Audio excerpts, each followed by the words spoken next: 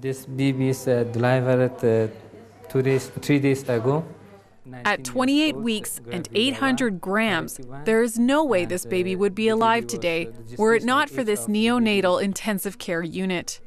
But it's not just the equipment here that is so vital, it's the people. Most doctors who come here, like Dr. Jaweed, come for much needed training. The majority of us came here because we were able to train. That was the whole point.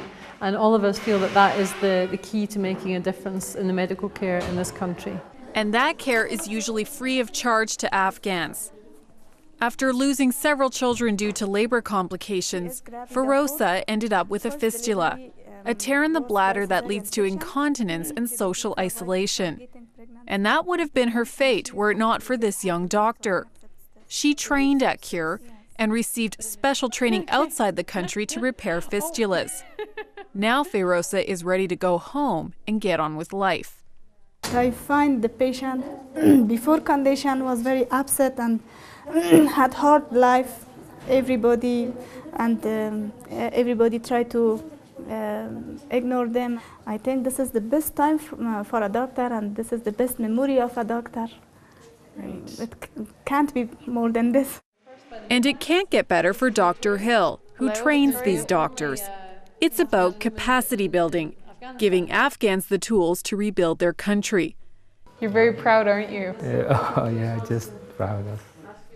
It's a sad irony that Afghans who work and train here are putting their own lives at risk as they try and save the lives of their countrymen.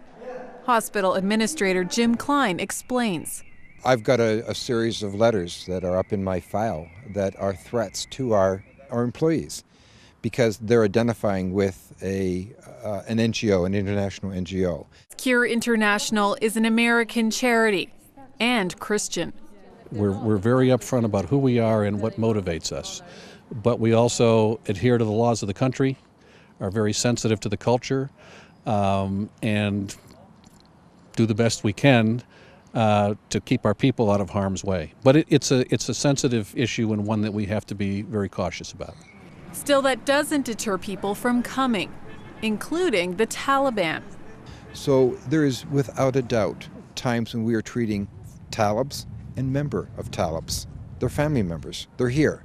Don't ask questions, just give them good quality care. When God looks at this world, he doesn't see the boundaries.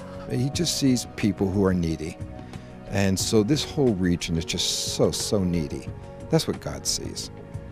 And of course, he loves all people equally.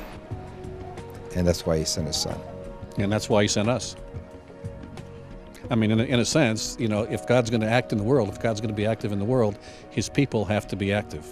God, in my view, in my theology, doesn't drop solutions for problems out of the sky. He empowers and challenges and calls his people to meet needs. In Kabul, Denise Lottie, 100 Huntley Street.